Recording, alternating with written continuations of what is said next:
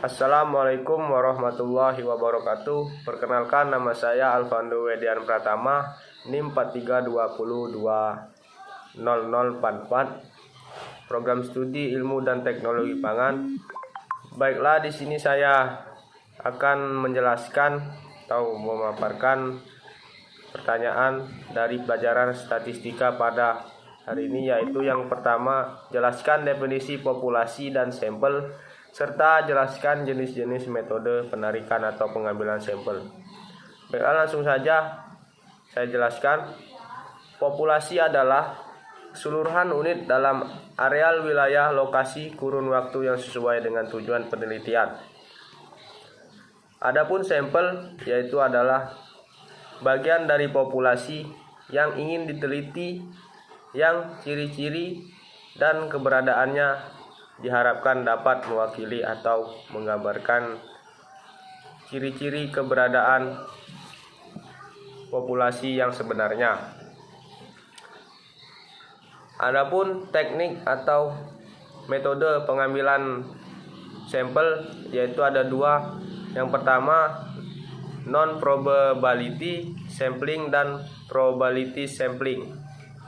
Adapun penjelasan tentang non-probability sampling yaitu adalah suatu prosedur pengambilan sampel yang tidak memperhatikan kaidah-kaidah peluang atau probability.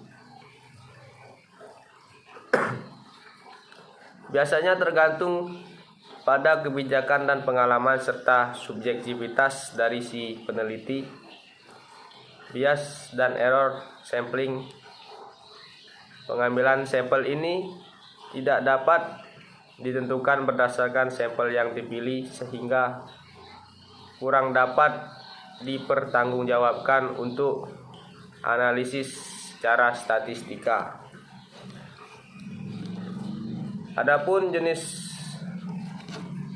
pengambilan sampel non-probability sampling yaitu yang pertama, convenience sampling, yaitu pengambilan sampel dengan cara ini tidak mewakili secara norma dari target populasi karena unit sampel hanya dipilih berdasarkan conveniently atau readily available.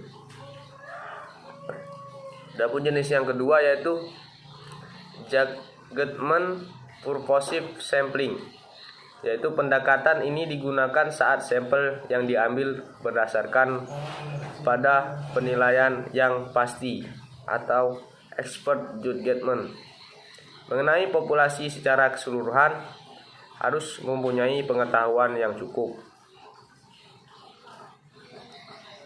cukup mengenai populasi. Adapun yang jenis ketiga yaitu quote sampling, yaitu pengambilan sampel di mana jumlah sampel telah ditentukan terlebih dahulu. Pengambilan sampel tinggal memilih sampai jumlah tersebut dan biasanya tanpa kerangka sampel pengambilan.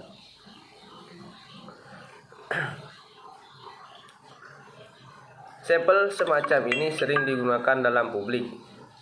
Adapun yang jenis keempat yaitu opinion survey.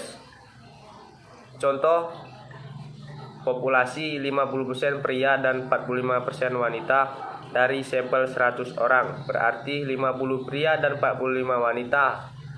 Pemilihan sampelnya sendiri tergantung penilaian peneliti, yaitu snowball sampling.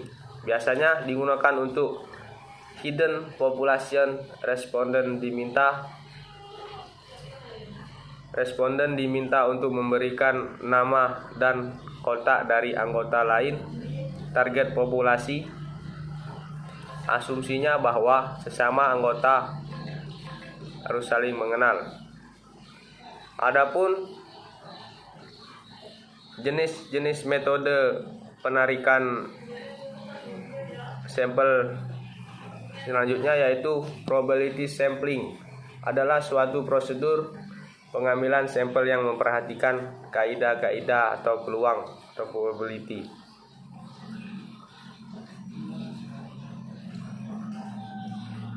Ada beberapa macam probability sampling, antara lain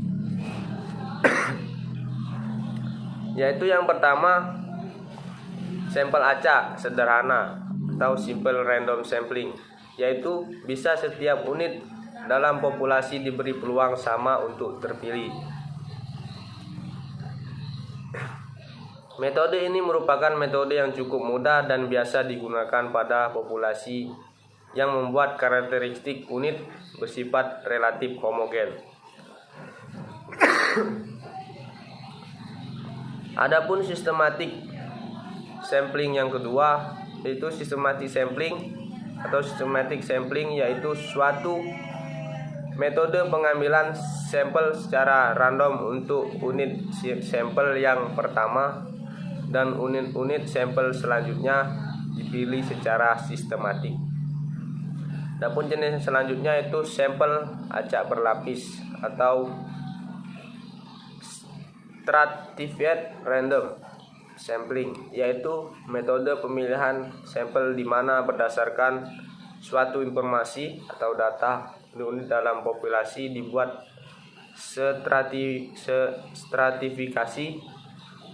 Diusahakan nilai-nilai unit di dalam suatu kelompok cukup homogen, sedangkan antar lapisan heterogen. Kemudian dari setiap lapisan dipilih sejumlah sampel secara random. Adapun jenis yang selanjutnya yaitu jenis sampel acak berkelompok atau cluster sampling, yaitu prosedur sampling di mana unit terkecil dalam populasi merupakan kumpulan dari elemen-elemen di dalam cluster biasanya heterogen namun antara cluster homogen. Kemudian kita memilih sebuah sampel yang anggotanya adalah cluster-cluster, sehingga bukan lagi sebuah sampel yang anggotanya adalah unit-unit analisis terkecil. Baiklah, mungkin itu saja yang bisa saya jelaskan. Jika kurang jelas saya mohon maaf. Assalamualaikum warahmatullahi wabarakatuh.